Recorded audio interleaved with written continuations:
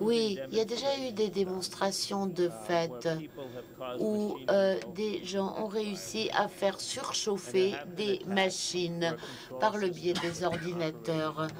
Il y a eu différentes attaques qui ont permis de perturber le fonctionnement de machines ou d'usines. Et je pense donc que ces inquiétudes sont tout à fait justifiées. Je pense qu'il nous faut un processus structuré pour essayer de savoir quels sont les risques et comment les gérer.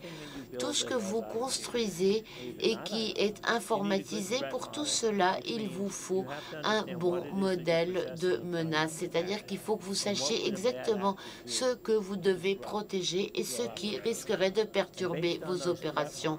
Et sur la base de ces informations, vous pouvez ensuite mettre en place une série de contrôles. Mais ça n'est pas l'élimination du risque, c'est la gestion des risques. On ne peut pas éliminer le risque dans ce domaine.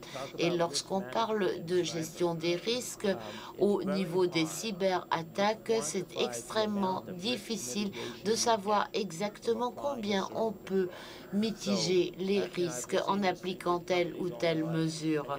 Donc on peut dire voilà, tel et tel contrôle sont mis en place et voilà ce que cela nous apporte.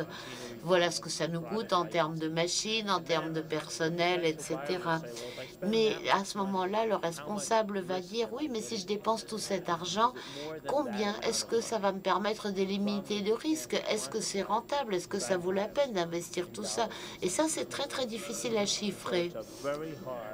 Donc c'est une décision extrêmement difficile à prendre, la gestion des risques.